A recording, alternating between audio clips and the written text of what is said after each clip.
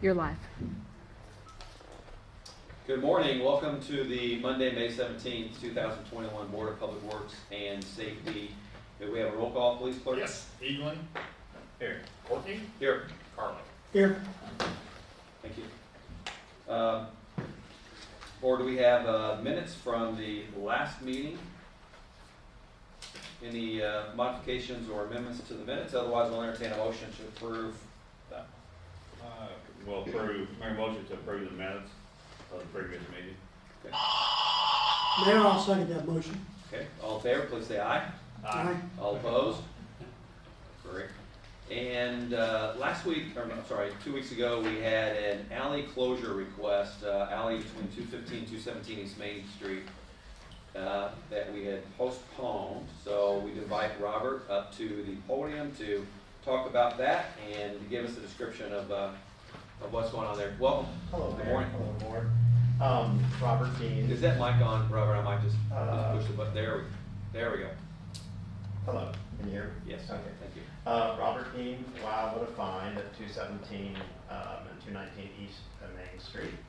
I would like to, as many of you may know, the building has sold. Mrs. Campbell sold to new owners from Chicago. And we're going to be vacating our third floor, and we would like to use the Memorial Day weekend to try to sell that furniture rather than have to ship it all to storage. And we would need, of course, additional space downstairs to do that because it's so packed up there right now. Anyway, so we would propose to close off the alley between the Madison Bank and Trust building and our building, the Masonic Lodge building. In order to do that, we thought it would be a good weekend, and then whatever didn't sell, we would be putting into a truck and shipping off to storage. Robert, are you, do we have a resolution already prepared for this for the last? Yeah, we have read it. We read one number 28. Oh, it was 28? Okay, so there it is right there. Okay. Okay. Are you moving downstairs? And Well, we're currently all 3 floors, Oh, you are? except Okay. for Muddy Fork Antiques, which takes one of the spaces in that building. And the new owners, in conjunction with something we would like to do with them, are going to use the 3rd floor for more of an event space, I believe. And so we have to vacate pretty quickly. And I already have 5 storage rooms. I'd prefer not to have another one. That's interesting. And if anyone knows any available space that's large, I need it downtown. So, So just to recap, what you're looking for based on resolution 28-2021 is to close the alley from Friday, May 28th through Monday, May 31st, which is Memorial Day weekend, from noon to 8 p.m. each of those 4 days. yes. Okay. Will the items in the alley be taken out of the alley when you guys are gone? Yes, we are going to load them into a truck, and then Scott Lynch has allowed us to use his parking area in the back to put our truck in. So the alley will never be blocked unless there's someone there? Correct. Yes, unless we're present, it will never be blocked. Yeah. That was my main concern, was if we had to get an emergency vehicle through that alley for whatever reason. We hope we never do. Totally reasonable. Yeah, with that manpower and to move everything as quickly as we need to. Right. So at 4 o'clock at the end of each day, then the alley will be vacated again. Be 8 o'clock. 8 o'clock. 8 o'clock, I'm Yes, sorry, 8 yeah. o'clock. And it might be sooner, Yeah. just based on traffic, and I assume that's going to be a good weekend because I think there's a car show and there's a variety. Yeah. You know, people are happy to be out and about these days, so. Yeah, I think it's good. Yeah, whenever we would vacate, we would load it back in the truck and, Okay. yeah, That was my main concern. There'll be a lot of people in town that weekend. I'm hoping. A lot of people. Be very, very busy. Okay. Board, do you have any other questions for Robert?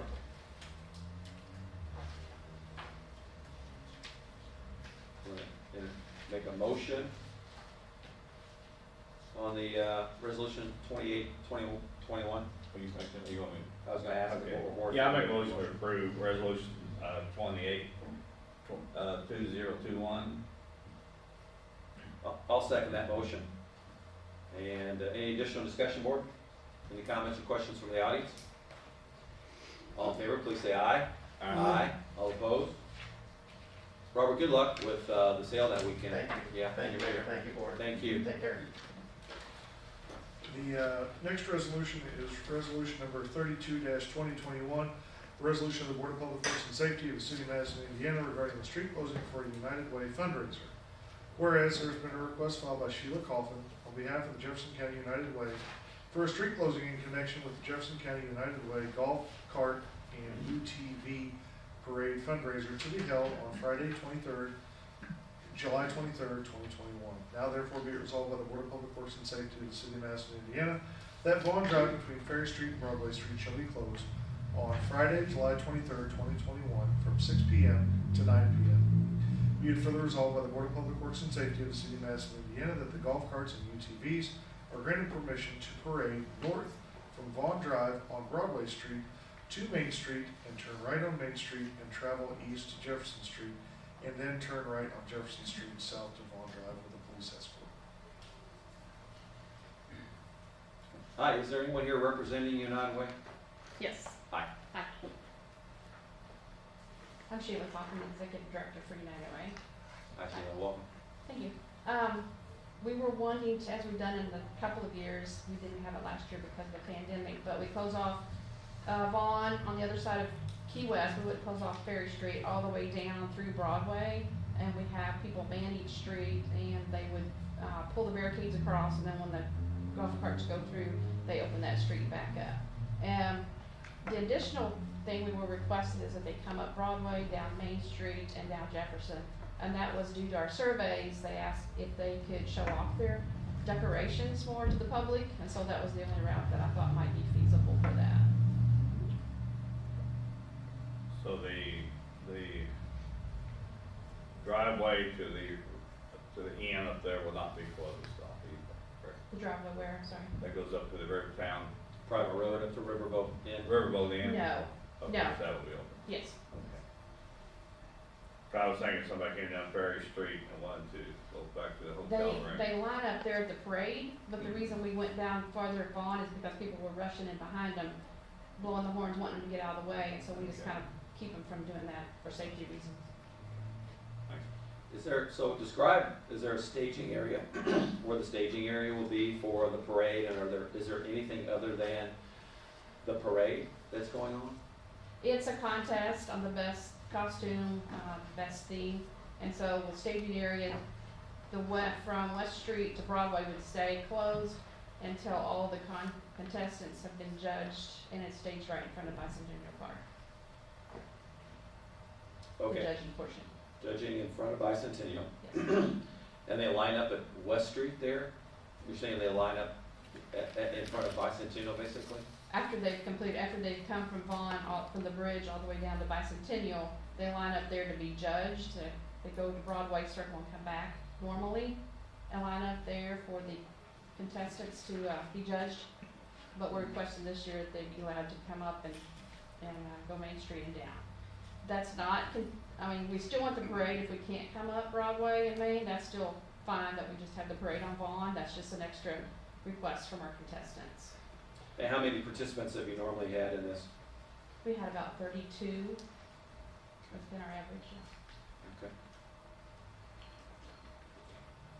So the parade actually starts on the east end of Bond Drive, is Yes. that correct? Yes. Then comes down to Bicentennial Park where the judging takes place. Yes. Then they go down to Broadway, up Broadway. east So on normally Main. they circle and come back, but we're requesting that they line up at Broadway and then come down Main.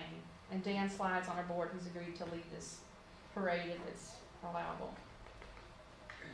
Have you accepted UTVs in this before? Yes. And so, but the new addition is bringing them up onto Main Street? That's the only difference, yes. Okay. And you said there will be an escort leading the first vehicle and also at the end? Yes, I'll get one for the end, but Dan's agreed to lead it up through Main if we go that route for safety reasons.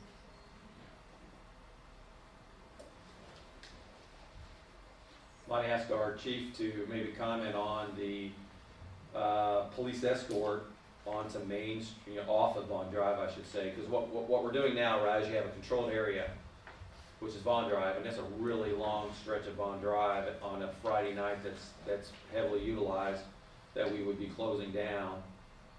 And then now we're bringing all that up onto Main Street too. Maybe I'd ask the chief's input about it. Yes. Sorry to put you on the spot, Chief, but, so the request here is to bring the golf carts and the UTVs onto Main Street. You know, our ordinance doesn't allow that. And that's why I have a little bit of consternation with requests that permit, things that aren't otherwise permissible. And it's one thing to have it in the controlled area where we're doing a road closure and essentially turning that over to the event organizer. Now we're taking that one step further and bringing them into an area where ordinance doesn't allow it. Okay, I understand that. Yeah. Yeah, I think as long as it's under police control, Main Side obviously is volunteered. I haven't spoken to him yet, but we can certainly add, another car or two to the matter, to the parade, to make sure it's pulled off safely. Would you say there's 30? We've been having, the average is probably 32 Yeah. cards.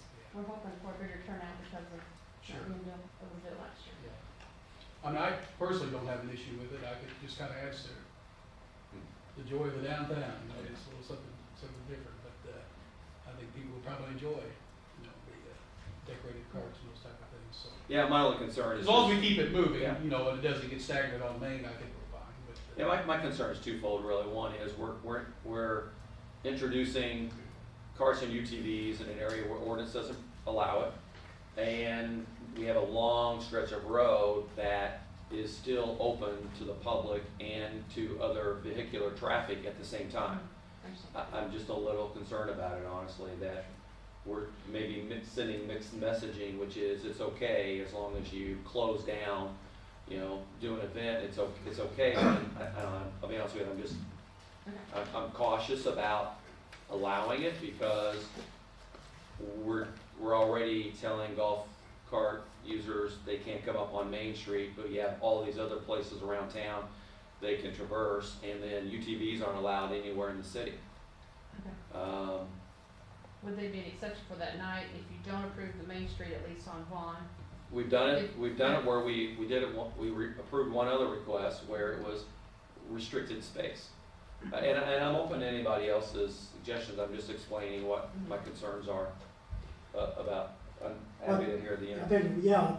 I think we set a precedent, and we may be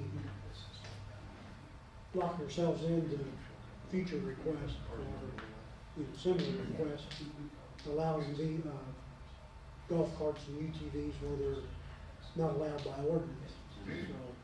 So I think we need to be careful setting that precedent. What did we? I know we had one other request that allowed UTVs, and I thought it was a poker run, but where did they didn't come onto Main Street? What? No, they had committed to be south of Main Street. Second Street. That was a riverfront development. Right. Yeah. Everything was south of Main Street, I believe. My personal preference is to not allow golf carts or UTVs on Main Street, Okay. frankly. Again, because Main Street's open, Right. and there's going to be on a typical Friday night a lot of pedestrian and vehicular traffic. If there was another route that stayed south of Main Street where we could be consistent in our approval for exceptions, that would be better. Sheila, is there maybe a way to table this and reconsider the routes? I know that it would be probably more beneficial to have a path that's broader than just Vaughn Drive, and perhaps that's something we could consider. I really would prefer to stay off of Main Street. Okay. Could we just get the Vaughn Drive approved today, and maybe I Yes. could discuss with the chief and with Dan Sly a different route? The problem was, of course, the one-way streets. We were trying to avoid those if they come out. And Right. that might even be put off till next year. Maybe we could work that out. Okay. Happy to modify the resolution. So I'll move that we amend resolution 20. What's the number here? 32. 2021 to exclude Main Street as a path for golf carts and UTVs, and you can come back and we can revisit this at a later date if that's okay. Is it okay to have UTVs in the parade? on Vaughn? Yes, we did permit that with the other one because that's a controlled space. Essentially, the one way to look at this is, we're essentially turning over control of that road for that time period to the event organizer. So we see that that's an acceptable exception to make. Whereas the other path that you had suggested here is not under the control of the event organizer, it's still open to the general public, which is the distinction we're trying to make here. Understand. I'll second the mayor's motion with the, corrections to the Main Street. Say, with, just as a possibility, you might reconsider your starting point and maybe go the other direction and go east and then come west on Second Street Right. possibly. Okay. That'd be something to Just consider. kind of reconfigure your starting and stopping points. Okay, all right, appreciate that suggestion. You know, one of the things you might consider is you could do your staging. We could close down both lanes on Broadway by the fountain. You could do your staging and start there, and then they could come across Main Street there at the light for a very limited, and then Right. down to Vaughn. There's lots of options that Okay. stay off of Main Street, Okay, and that's the goal here, I think. all right. So we have a motion, and I seconded it, so any additional discussion? Any comments from the audience? Okay. All in favor, please say aye. Aye. All opposed? Thanks, Sheila. Thank you. Next up, we have a street closure request for the Ohio Theater construction. Anybody here representing Calhoun Construction? Good morning. Good morning, how are you, sir? Good morning, how are you? Good. The next is resolution number 33-2021, resolution of the Board of Public Works and Safety of the City of Madison, Indiana, closing a portion of Main Street for repairs to the Ohio Theater. Whereas there's been a request filed by Calhoun Construction for permission to close a portion of Main Street between Mulberry Street and West Street in front of the Ohio Theater for repair work to the Ohio Theater on Friday, May 28th, 2021, and Tuesday, June 8th, 2021. Now therefore be it resolved by the Board of Public Works and Safety of the City of Madison, Indiana, that a portion of Main Street between Mulberry Street and West Street in front of the Ohio Theater shall be closed from 6 to 10 p.m. on Friday, May 28th, 2021, and Tuesday, June 8th, 2021, while construction repairs are made to the Ohio Theater. Good morning. And what's your name, sir? Cole Anderson. I actually have an amendment to make to that, speaking with these gentlemen. Instead of having multiple mobilizations of the crane, possibly, and obviously trying to skip Memorial Day weekend, starting June 7th and running through June 9th. So it would be the 7th through the 9th, we would have, a portion of Main Street closed down. I was going to ask you about Memorial Day weekend, and what portion would that be? Because as I read this, it seemed like from West Street all the way to the Ohio Theater seemed to be a really long area. So it would just be right there in front of the theater. It also will depend, I'm still waiting from our steel erector on the footprint of the crane we're going to be using, what size it's going to be, because it could only be just the parking lane and the one outside lane. The inside lane would still be operable by pedestrian traffic. So I'm still waiting on them to get that back. They're guys out of town right now. Okay, So. and so it's not likely that it's going to be all the way down from west to Mulberry, No, for sir. example? No, Okay, sir. primarily be concentrated in front of the Yes, Ohio sir. Theater? That'd Yes, be a sir. much better footprint. So should we table this until we nail down exactly the date and the footprint, and the size of the crane? Yes, Is that sir. okay? Yes, sir. If you're gonna do that in June, we'll have another meeting June 7th. Ooh, Yeah. okay, that's gonna make it tight. You need to probably make some of that decision. Okay. We could amend the resolution to get as close as possible to the space and the date, if that's okay. Mm-hmm. So it sounds like we need June 7th to the 9th. Would it be for the same hour, 6 a.m. to 10 p.m.? So more than likely it'll be 6 a.m. I just put 10 p.m. on there just to give us time to break the crane down. And whenever it's not in use, we'll have it off to the side. If we can open certain areas of traffic, because we're going to have other vehicles, bringing in material. Okay. That's what we're going to have to block off part of that as well. So we could leave it at 6 to 10. However, you'll be breaking the crane down and traffic to the road will actually be available sooner than that? Yes, sir, it should be anywhere from 5 to 7 p.m., it shouldn't be quite 10 p.m. Okay. Or that's, Okay. So is that that, is that entire portion of Main Street being blocked? no, I think what we're talking about is Okay. the parking lane and the northbound lane immediately in front of the Ohio Theater. Is that Mhm. correct, Cole? Yes, sir. I And don't and know- sidewalk as well, I'm assuming. Yes, sir, yes, sir. Just that way we don't have any pedestrian traffic walking under just in case something does happen, something falls. So the dates are June 2nd to June 9th? June 7th. 7. Okay. I like that better than closing it Memorial Day weekend. Yes, thank you for making that Yes, change, sir. Cole, Yes, sir. appreciate it. We'll entertain a motion to amend Resolution 33, 2021. We can vote on that amendment and then vote on the resolution. Mayor, I'll make a motion that we amend resolution number 33-2021 to close Main Street from Monday, June the 7th through Wednesday, June the 9th. I'll second David's motion. And just as an amendment here, that's the sidewalk, the parking lane, and the northbound lane in front of the Ohio Theater, correct, Cole? Yes, sir. Okay, all right. All in favor, say aye of the amendment? Aye. All opposed? Okay, now let's go ahead and approve the resolution. Any additional discussion on the resolution? Chief, any additional concerns? No, sir. Thank you for pointing that out. All in favor, please say aye. Aye. Can I get a motion on that? I make a motion, we approve resolution 33. I'll second that motion. All in favor, please say aye. Aye. All opposed? Cole, thank you very much, sir. Thank you. Appreciate it. Chief, can I speak with you? Not right now, Yes. just later on, we'll get Yes, the sir. plan together. Okay. Okay, the next one is resolution number 34-2021, resolution of the Board of Public Works and Safety of the City of Madison, Indiana, regarding street closings for the Firecracker 10K Run Walk. Whereas there's been a request filed by the Madison Area Running Club for a street closing in connection with the Madison Area Run Club 10K Run Walk to be held on Saturday, July 3rd, 2021. Now therefore be resolved by the Board of Public Works and Safety of the City of Madison, Indiana, that the following streets shall be closed from 7 a.m. to 12 p.m. on Saturday, July 3rd, 2021.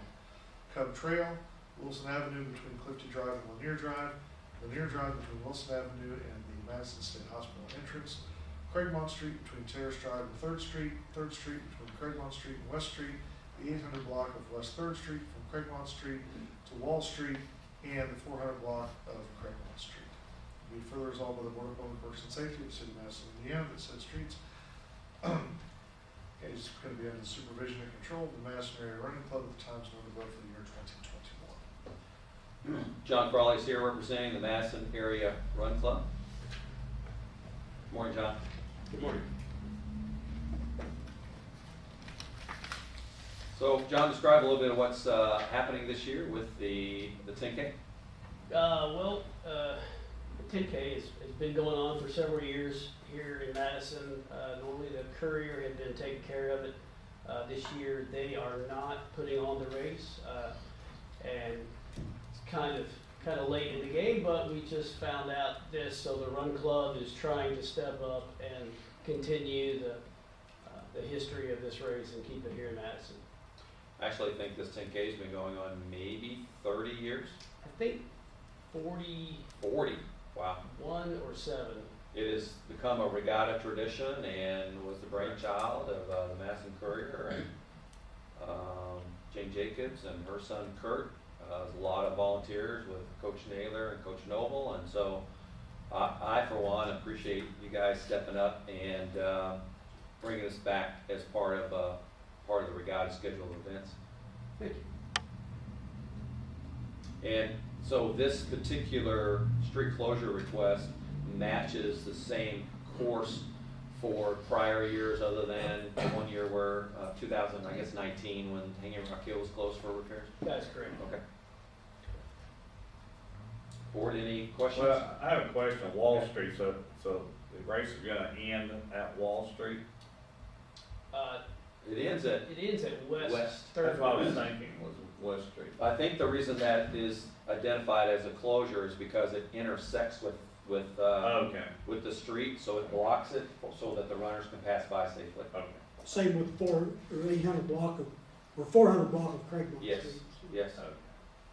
'Cause I always thought it ended here at Wylow Park, It does. at Yes, the sir. corner of West Street, back many years ago when I ran that, I can remember Right? collapsing under a bush over there. So, that's a vivid memory there. He still holds the record for collapsing under a bush. That's right. Yeah, that's okay. The Yeah. longest time. Longest recovery. There's a lot of collapsing under bushes in Madison, I think. John, just one quick, do you guys, are you getting the insurance? Yes. Okay. Because they'll need to provide that. Yeah. to you. Right. And a lot of Through those our mechanics. details are in the works. This is, we've had notice of this for about a week. Gotcha, I figured as much. We're scrambling. We're trying. All right. Hey, it's a great group of executives with the Madison Area Run Club, and if anybody can pull it off, you guys can. Thank you. Appreciate John, that it. does require a state permit as well, as Highway 7's involved. Yes. I know, like I said, you're just coming on board late, you've already dealt with. Yes, Okay, yeah, we very have good. that in the works as well. Very good, thank you. Oh, Hopefully, we won't have an issue getting that one either. yeah, generally, I mean, it's year after year, there shouldn't be an issue.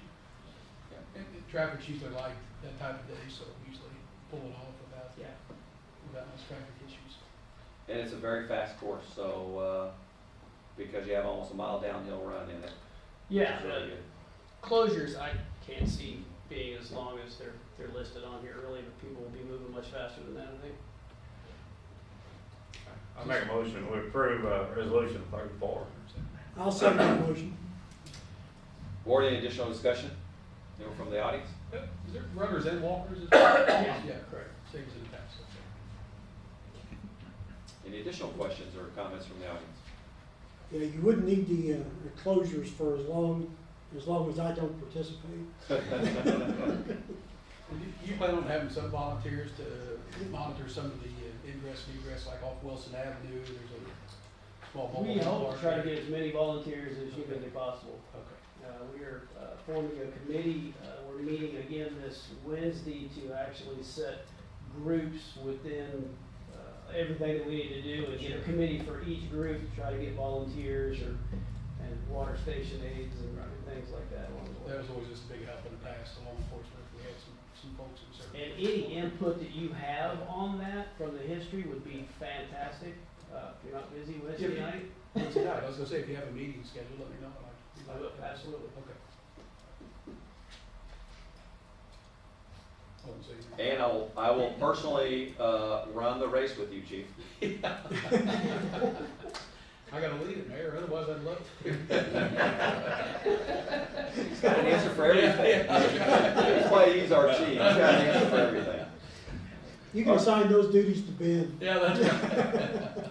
We do have a motion and a second. All in favor, please say aye. Aye. Aye. All opposed? John, thank you. Thank you. Okay, next up, our Chief Wallace on an amendment to our Madison Police Department directives, or rules and regulations, actually. It says SOP, but I think it's rules and regulations. It is, right, you're correct. Board, just some minor changes, but changes nonetheless, so Thank you, Chief. have your blessing, please. So after Regatta weekend, we are going to change our schedule to the MPD. Officers will begin working 12-hour shifts for various different reasons, we just feel, but for overall, we feel it's the best for obviously the city of Madison and for our department. Try a little something new, and we're going to give it a 6-month trial period, see how it works out. If it doesn't, we can always go back, but you never know until you try. And I think there's many different reasons why this will be beneficial. So we're going to give that a whirl. But having said that, there's a few minor detail changes in our rules and regulations, which basically said the officers would work an 8-hour shift. I changed that to daily shift of 8 or 12 hours, because obviously some officers will still work an 8-hour shift, detectives and office personnel and those type of things. So there's some few minor tweaks. They basically just changed it from 8 to 12 with regard to sick leave and those type of things. So I think I've got them all covered. I hope there's not one that snuck through on me, but you may very well be. So I would just respectfully ask this board to consider approving those changes from 8-hour shifts to 8 or 12-hour shifts as assigned. The new schedule that you have here, if I'm patrolling, what's the biggest advantage to me? More weekends off?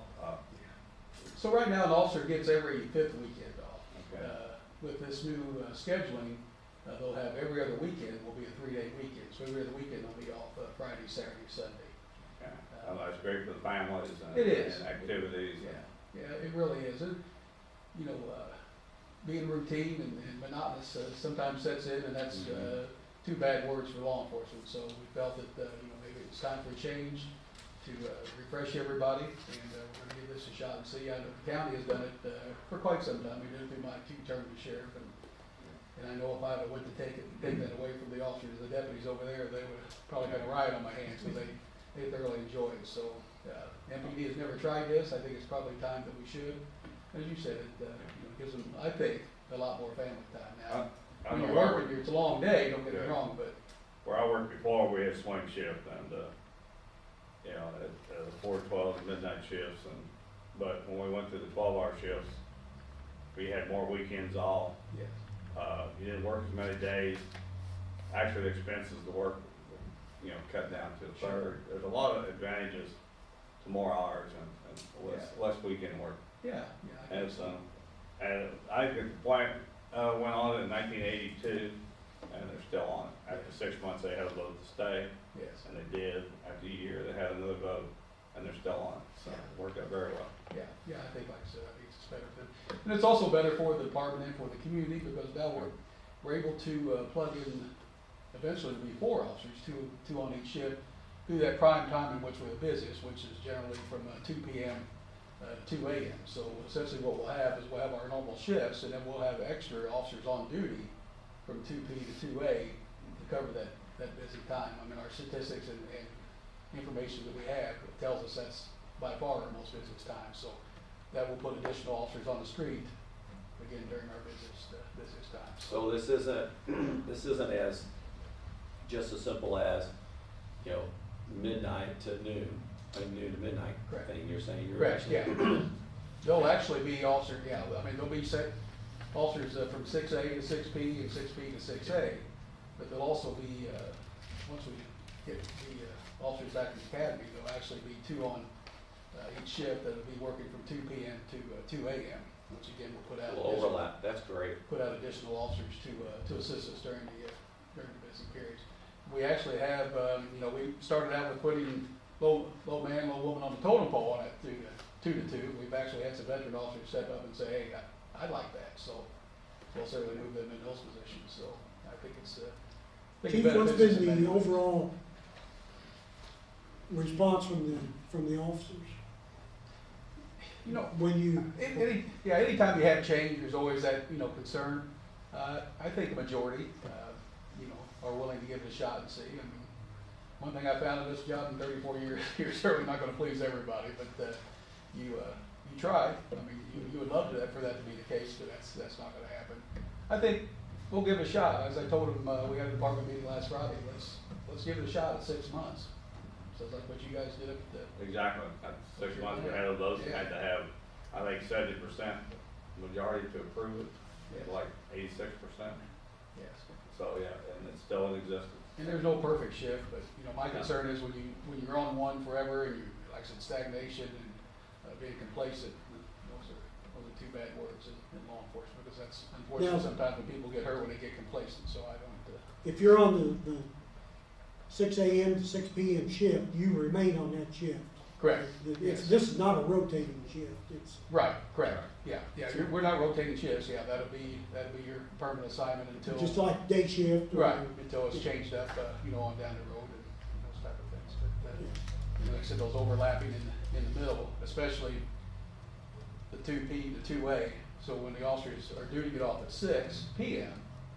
and there's a call comes in at 5:50, we're gonna have that overlapping to take that, so you don't have you know, those officers staying over past their 12-hour shifts, so we're hoping it's gonna work well, but we're certainly gonna give it a shot and see what happens. I think it's a good plan and worth experimenting. I mean, you know, the whole goal here, I mean, certainly there's going to be a benefit for the officers, Mhm. but the real benefit is being able to, as you've expressed, put the manpower during the time frame in which you need it. Right. And I think that is data-driven, for one, because obviously you've looked at, you know, of the first 4 months, there's been almost a couple hundred arrests based on the logs that I've seen that you guys have provided me. And during that period of time, I'm sure you could drill down exactly what type of arrests and when those arrests were occurring. And you're now able to apply the manpower where you see the greatest demand, right? So it's a supply and demand type analysis that's based on the data. So I think there's, the byproduct is you will end up with probably better job satisfaction from the officers. But the real emphasis here is that you've got law enforcement during the hours in which you really need to have a stronger, greater presence. So I appreciate you doing that. Our call volume certainly changed over the years. In my younger days, you know, on night shift, you would, especially on the weekend, you would run all night, almost up to 5, 6 a.m. That's totally changed. Night shift, and after a certain hour, generally speaking, knock on wood, it really drops off to almost nothing. So, but we do see that increase in the middle shift. So, we're trying to put our manpower where we can use them the best. So. Yeah. And does full moon have any impact on your statistics at all? I'm just curious. Seems like it does. I don't know if it has, if it's just more psychological or what, but yeah, there's something to that. I think there is. Yeah. It's the tidal effect. Yes. Any questions for Chief on this? Appreciate you bringing this to us. So this would, I'll make a motion that we amend the rules and regulations as presented for the change in shift hours as the chief has presented to us. Chief, last question before I finish my motion is there anything we're doing with regard to ranks? You mentioned that at the last meeting. Yeah. Is that not on the table today? It's not on the table today, but Okay. that's certainly we're going to bring before this board. I mean, especially if we stay with this schedule, I would look at obviously maybe creating a fourth captain position, but then eliminating the lieutenant positions altogether. Okay. So it'd be a fourth captain and a fourth sergeant, Okay. and we would eliminate the rank of lieutenant. So We'll be digging I into think that. I think we're a little rank heavy, and I think restructuring of that's probably long overdue. We're set up now to where I think that's going to be achievable. We only have 2 lieutenants right now. Obviously, if we change that rank structure, one would go to captain. We just leave us one, and that person would serve in that capacity until they retire. Gotcha. So my motion, I completed my motion. Sorry for the interruption there. Question, I'll look for a second. Second the mayor's motion. Any additional discussion? All in favor, please say aye. Aye. All opposed?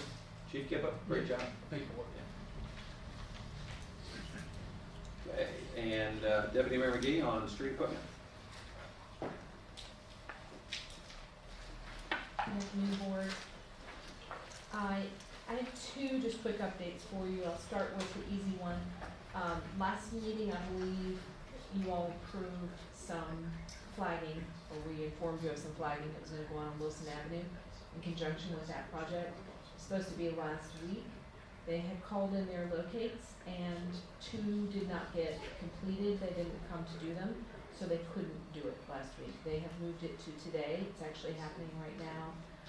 Just wanted to update you on that in case anybody had questions, but I believe they anticipate completing it today. So just wanted to update you on that. And the next, even though it says purchase agreement for street equipment, it's actually, we're not at the purchase agreement stage. But I wanted to keep you informed on this in case anybody had questions. It is a large purchase. What we have is we need to replace one of the snowplow trucks. It will actually be the snowplow with the salt bed and all the equipment needed, sort of retrofitted to do the full salt application and snow removal. And I gave you a sheet with the history of the one that we are going to replace, the 1995. It has a pretty good rundown of the mechanical history of it.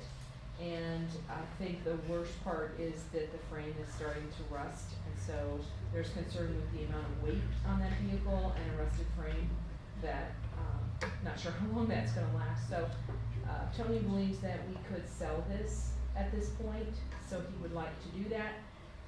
What they have done, this is Mark Warner and Tony Sorrells at Street Department, they have gone out and found, they've located a new vehicle. It is actually a 2019, but it's a new vehicle, has never been sold. The company is Palmer Trucks out of Louisville. They have agreed to give us the full new vehicle warranty on it, which on these vehicles is 2 year, 250,000 miles. And just as a little background on the pricing, they have given me all the documentation on it. The list vehicle price, sorry, I'll get to that.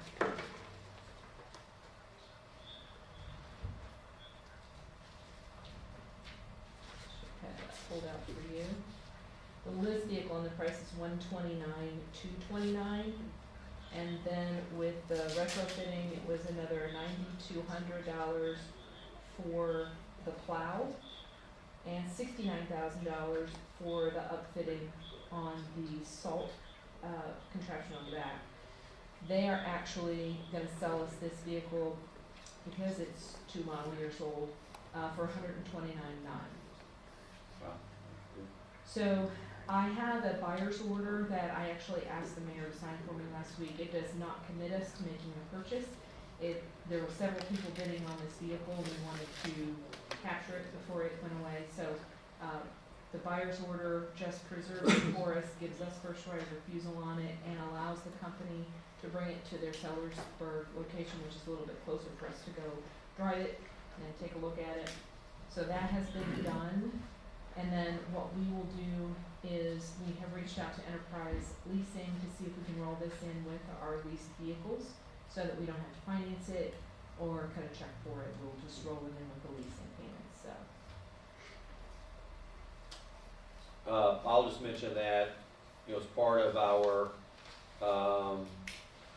acquisition of Highway 56, formerly Highway 56, we've inherited a lot more lane miles in order to maintain, and this past winter we had quite a bit of snow, and we can't afford to be without effective equipment like this, and this particular piece of equipment is 25 years old, 26 years old, and we need to make this the right investment, in my opinion on it. This in combination with the wheel loader that we purchased for them last year will put us in pretty good shape in terms of roads, but yes, if we had a major snowstorm or an extended snowstorm and had a vehicle go down, we would have a problem. Well, I think we've got our money's worth out of the 1995 International. Minnie, what action do you need us to take today? I actually don't need you to. Okay. I just wanted to see if there were any questions or objections to this. We will roll this into the enterprise lease.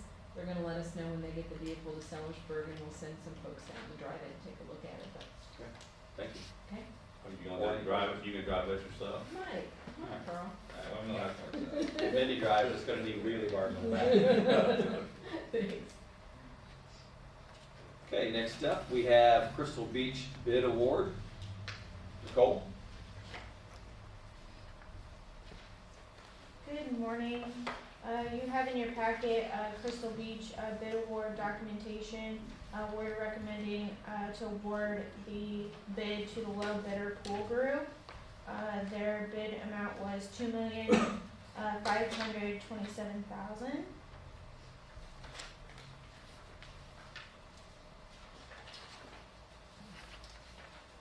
And I'm happy to answer any questions. There were 3 bids. Yes.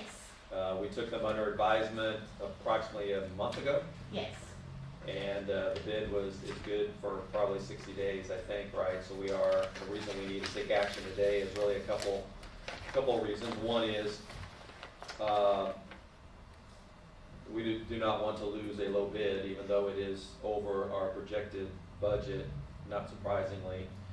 And then secondly, we do not want to jeopardize anything that has to do with the Okra grant, the $2 million Okra grant that we have, which requires that the work actually be completed by summer of 2022, is that correct? Yes.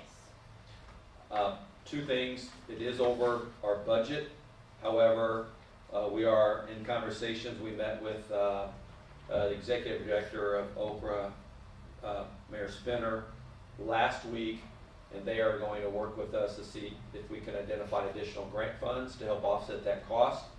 We've also informed the City of Madison Redevelopment Commission, which is providing match money for Stellar, that we may come back to them and ask for some reallocation of funds, and they're amenable to doing that. So I think that two things here is that we need to be strategic and tactical with regards to preserving this project, getting it bid, and the bid award is contingent on the release of the Okra grant funds, which is typical in these scenarios. And then we also have other monies identified in case we're ineligible for additional grant funds. So it's my recommendation and supporting Nicole's recommendation to go ahead and award the bid. I'll make a motion that we award the Crystal Beach contract to Pool Group contingent on the release of Okra grant funds in the amount of $2,527,000. We have a second of that. We can entertain additional comments. Mayor, I'll second that motion. Okay. Board, any additional comments? Nicole, anything else to add? Anybody from the audience? Mayor, I We'll keep you also informed. agree Yeah. that I think it's incumbent to move on this. We don't want to jeopardize the $2 million grant from Okra. So this is not a project that we want to take on and fund ourselves.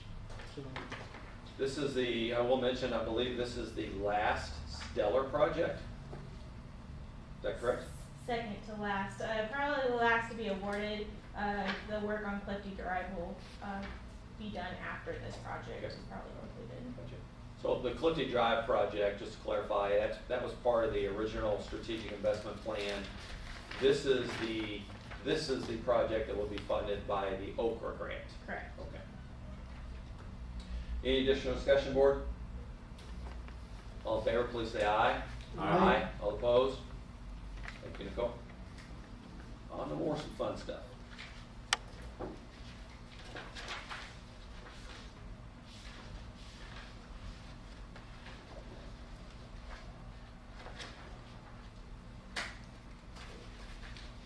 I believe next on your agenda is applications. There are 13 of them. The first one is Michael and Kimberly Rourke at 1035 West Main Street. Their request is for the amount of $25,000. They are working on this little shotgun here. If you've been by there, most of the siding has already been removed, which is not part of their grant.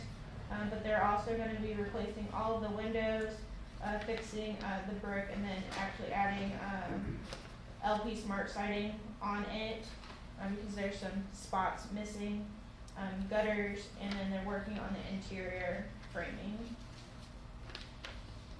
Just mention that this home is next door to the 3 new shotguns on West Main Street. And so it's just a continuation of improving that whole block.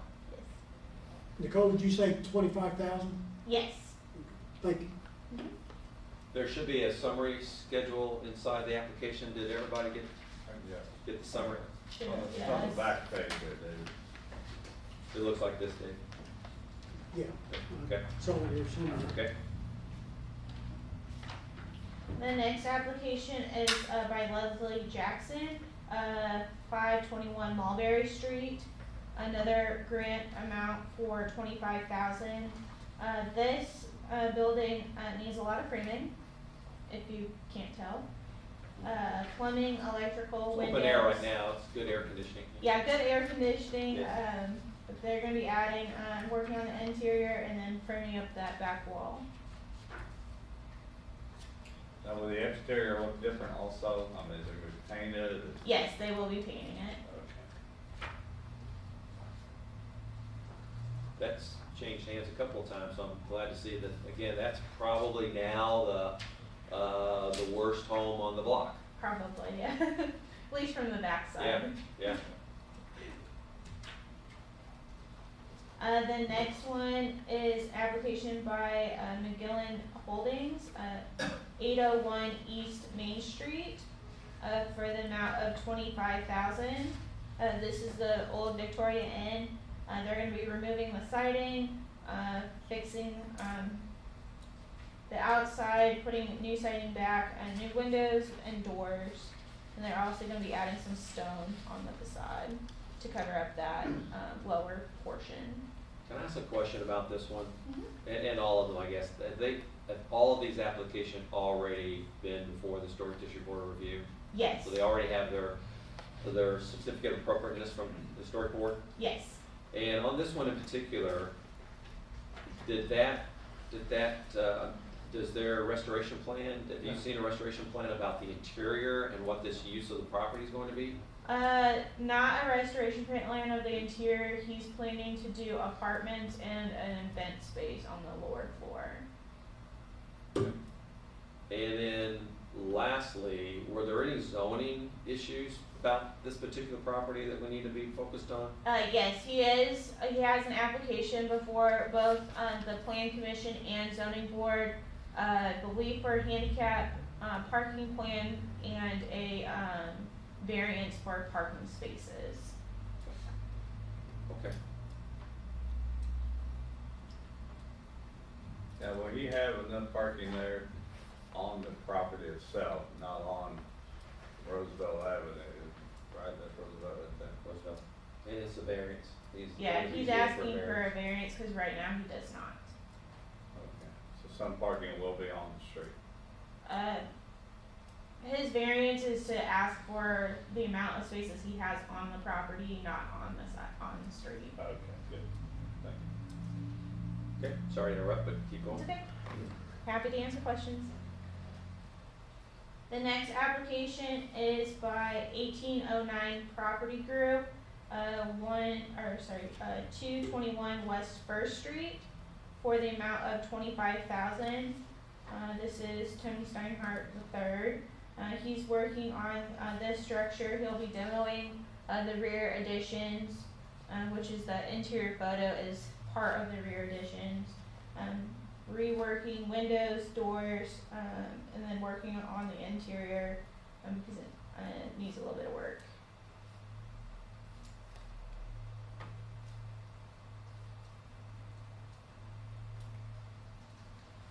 The next one is Anthony Brandon, 1213 West Main Street. This is a regular PACE grant for $7,500. They'll be working on the exterior primarily through PACE, doors, windows, gutters, and then siding. They'll obviously also be working on the interior, but not as a part of PACE. Nicole, did you say 75 now? Yes. The next application is Melinda Acree, 216 East 2nd Street, for the amount of $3,402. She is working on adding storm windows to their existing windows, and then working on their chimney, as well as changing out their modern metal doors with wood doors. Where's that property at? I'm trying to visualize that one. It's 216 East East 2nd Street. So it'd be East of the city parking lot. east of the city parking lot, just barely. Oh, okay. Okay. Gotcha. Oh, I see. It's on the north side of Second. Yes. Yeah, okay. Okay. The next application is Charles Request III, 142 East Fountain Alley, for the amount of $7,500.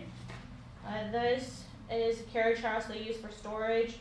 They'll be working on the tuck pointing primarily and some gutter work to stop the water issues.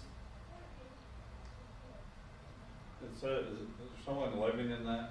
There is no. They just use it for storage. So residential, that's probably not the right description.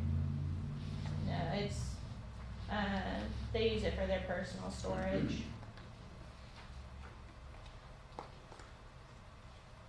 Nicole, is this behind the Ohio Theater? Yes, it's, more closely behind, Gallery 115, Okay. but yeah, that section.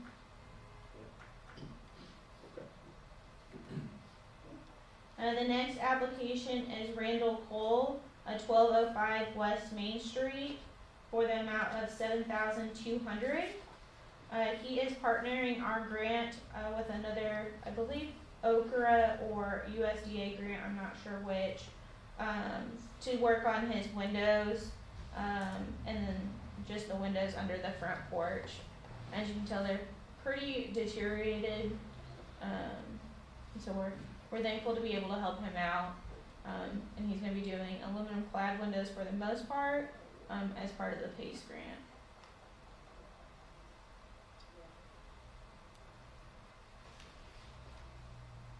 The next application is L&L Properties, 1018 West Main Street.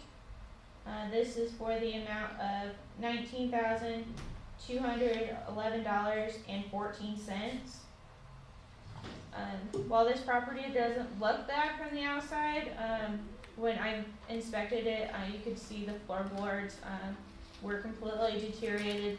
Most of them weren't even attached to the side walls. So it was fun walking around in that. But Sounds very safe. yes, but they're going to be working on those interior elements as well as doors and windows and siding.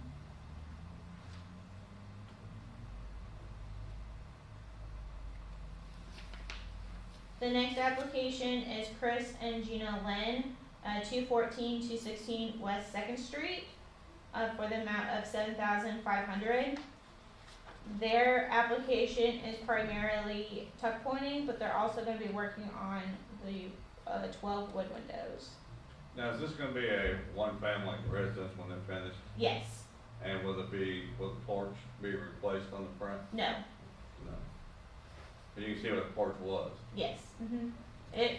The porch was added later on, so the previous owner removed it. Okay.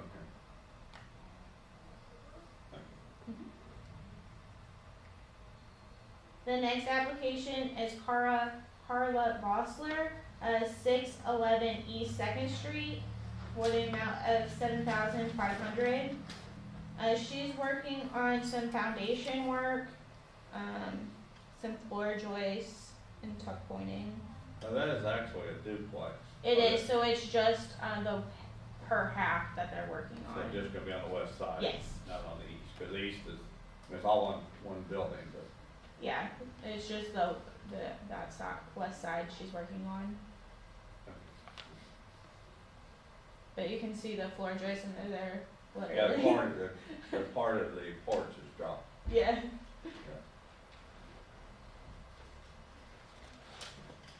The next application is Michael Rauert, I believe is how you pronounce his last name. 811 East 2nd Street for the amount of $25,000. This property needs a lot of work. He's going to be working on framing,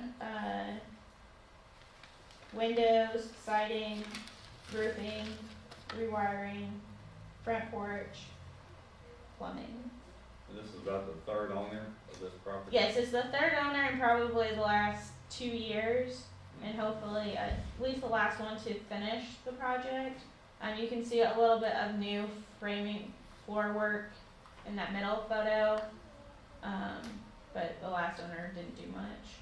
So is this something you think will be for sale in the future, or he's gonna move in? No, my guess is he'll resell it, I believe is what he told Is me. he from Corridon? Yes. Nicole, is this next to the one, did we approve one last meeting or? No, this is next to the bridge approach, right where next to Yeah. Phil and Wooders Intersection. used to be. This was before us one other time. This is not the very last one, is it? It is. That the back end's falling off of? Mhm. Okay. It's, I mean, this one is great, restore, because you now have the visibility of the new exchange right there. You'll see all Yeah. sides basically of this property except for the very west side from the New Bridgebrook.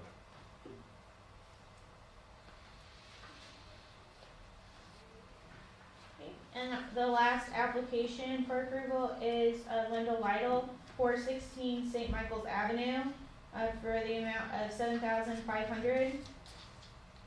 She is working on window siding, the porch, and then the porch posts. So she's going to be removing that vinyl siding and replacing it with, I believe, hardy board siding. So Nicole, the total amount of the request is $192,313. Yes.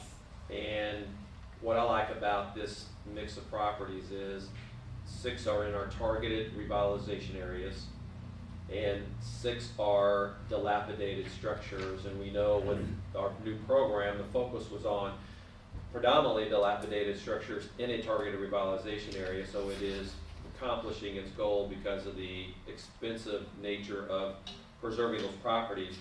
The only comment I have about this schedule is what you list as private investment, because in my opinion, what we should be listing here is we're providing a grant to a property, and that private investment ought to include the total restoration.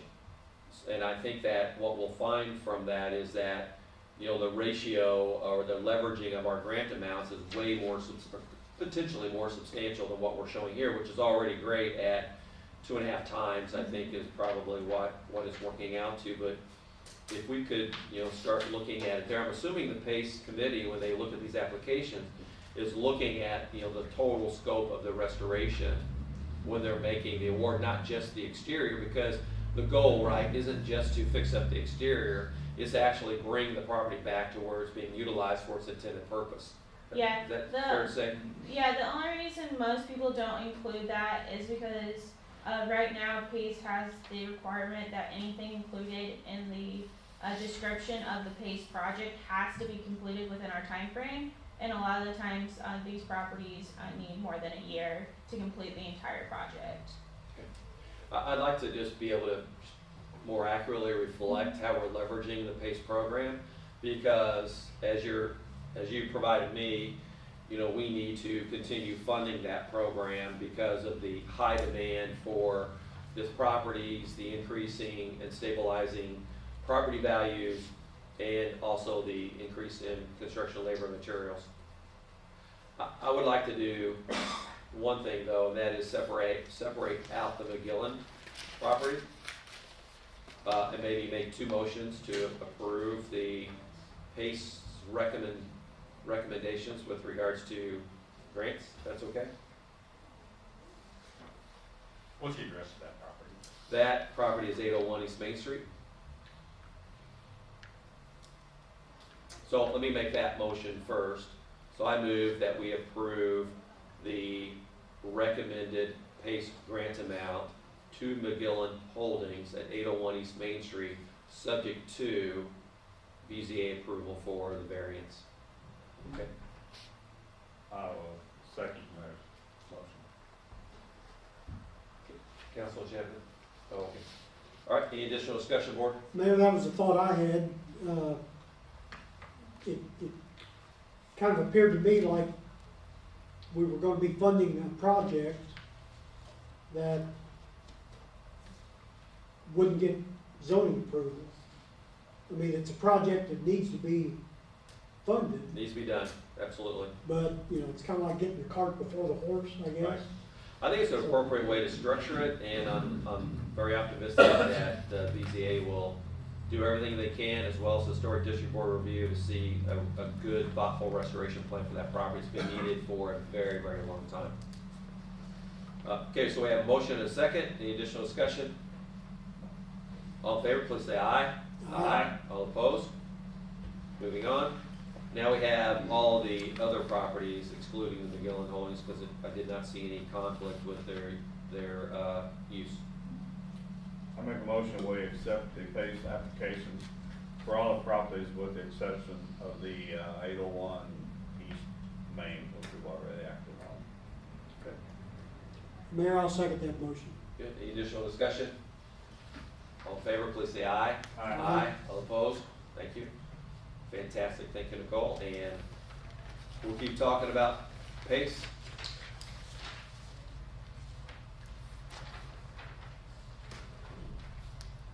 We have all three of these. Yeah, that's fine. Thank you. The next on your agenda, you have one Midpoint application, for 220 East Main Street, William Adams, for the amount of $3,750. He has completed, the windows portion of his, grant and, half of the tuck pointing. That looks great.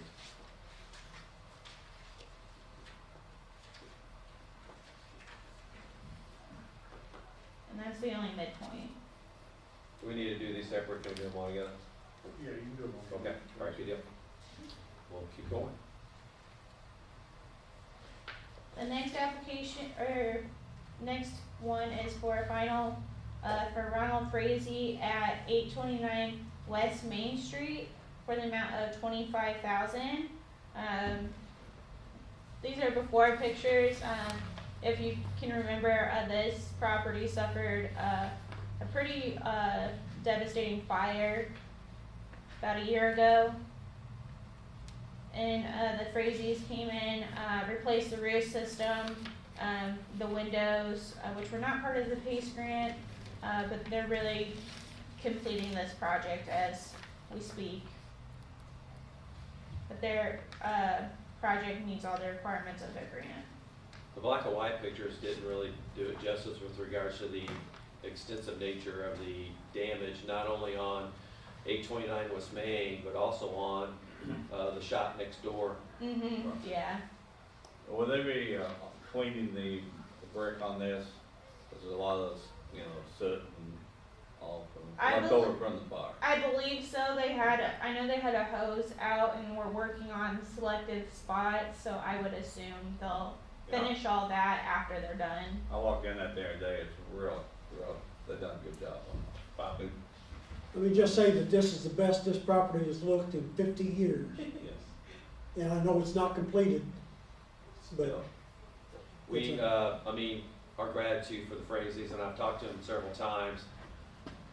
Fortunately, what happens a lot with fire damaged properties, sometimes, I should say, not a lot, but sometimes, they end up sitting for a decade or longer. And I'll remember the first conversation we had with the Frazees, and you and Brian did a lot to work with the prior owner and this owner to get a restoration plan done quickly, and it's just a great success story, so we're grateful for them and the other projects that they're doing around town already. Definitely. Okay, the next one is Trinity United Methodist Church, 412 West Main Street. Their request is for $7,500. They did a pretty significant restoration of the bricks, all the concrete, stonework, really everything on the exterior. So their grant is complete and done according to their grant request. Looks fantastic. That was another major fire on Christmas Eve several years ago. There? Yeah, right there. I know that. I was there till 3 o'clock in the morning, so was Dave done. At least 3 o'clock. No, that's the wrong one. Is that the wrong one? Yes, it is. Wasn't it the First Christian Church? Oh, the First Christian Church, I'm Okay. sorry. That was First Christian. It's my age. Yeah, just down Are you the having a street. senior? It's down the street, Carl's having a senior in moment. the neighborhood. I was thinking neighborhoods there again. Thanks, Joe. Thank you, Joe, for correcting so I didn't remember a fire at Trinity. me. Yeah, down the street.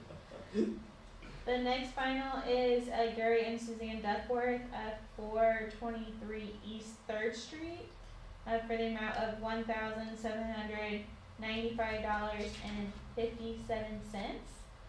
They did tuck pointing, painting, I think they even did a little work around their windows. And also cabinets. also the veranda up there, they did a lot of work up there too. Yes, I mean, it looks definitely. beautiful. Their courtyard is awesome.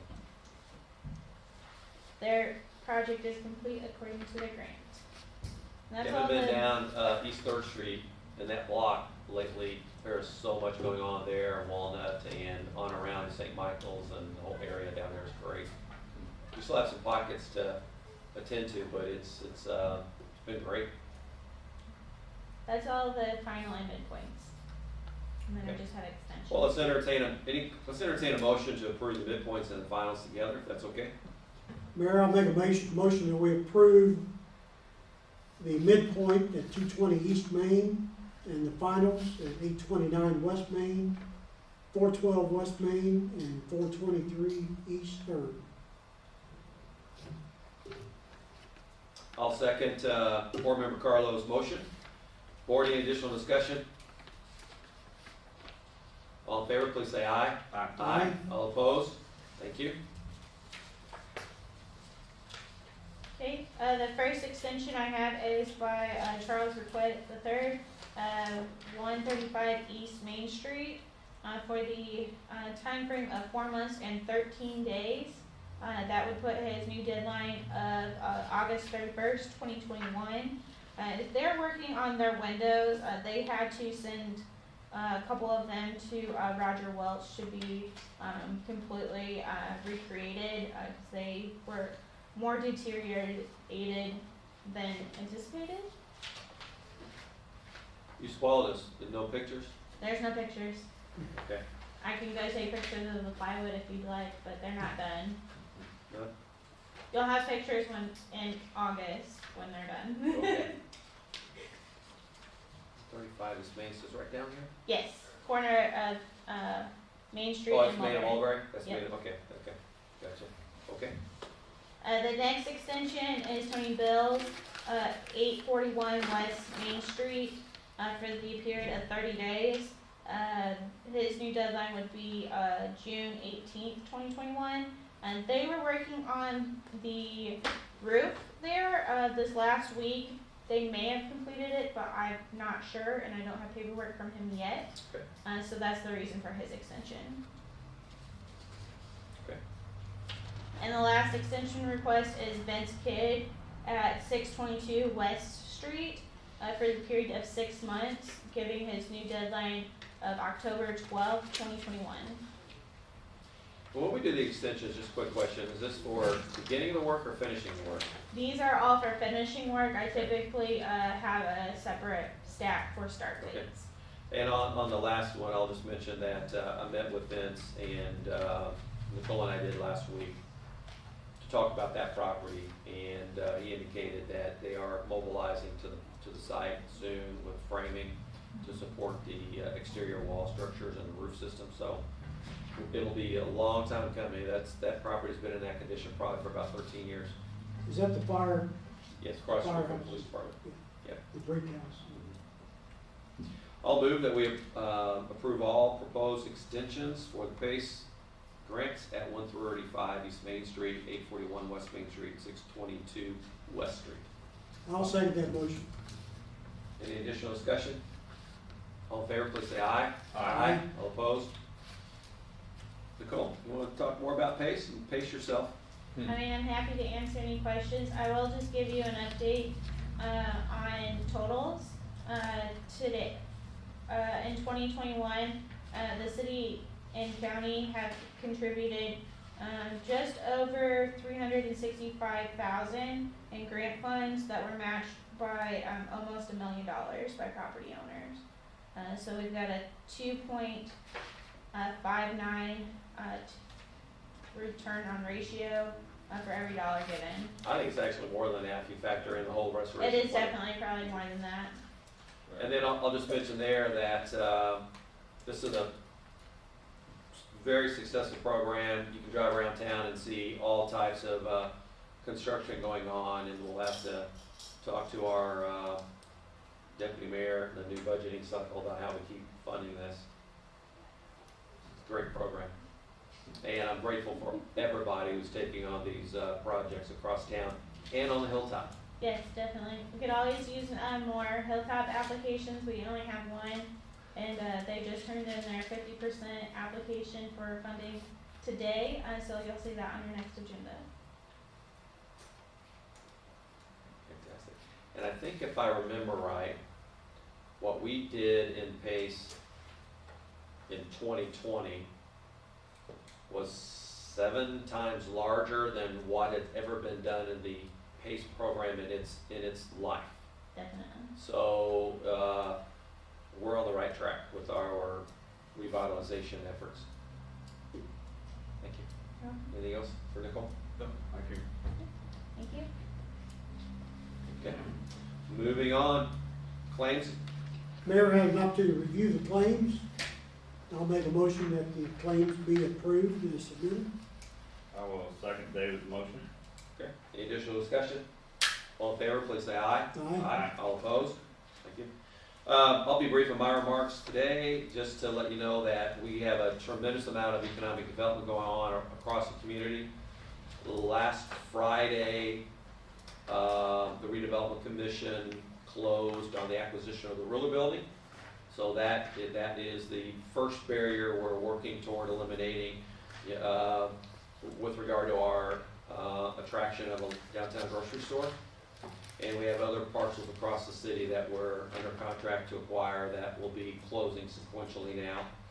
And I'll also mention that Governor Holcomb issued another executive order 21-13 with regards to rescission of directives and restrictions imposed to address the coronavirus emergency. While this did extend the public health emergency to the end of May, you're now starting to see him roll back and rescind a lot of the executive orders that had occurred over the course of the past 12 months. I think that is indicative of where we're heading with regards to our public health emergency response. Vaccinations and testing continue to be extremely important to curbing the virus across our community, and we need to continue to do those things that are necessary on the vaccination and testing front. So everything's good there. There's a new program with regard to the state's budget called READY. It's the Regional Economic Development Acceleration Initiative, and we are very, very involved and engaged with the Southern Indiana Redevelopment Authority on putting together a submission to them of different types of projects we're working on across the community that could be incorporated into a regional development plan for consideration by IEDC with up to $50 million worth of matching monies to our communities, our 5 county communities. So a lot happening all across town and in the county as well as in our region. And I'll leave it there. Any public comment? Anything from the board? Our next meeting is June 7th. If there isn't anything else, we'll have a motion to adjourn. I make a motion with adjourn. I'll second that motion. Board, thank you for everything today. All in favor, please say aye. Aye. All opposed? Thanks. Rick, did you want to put the summary sheet? I've got one. You got it? Okay. You don't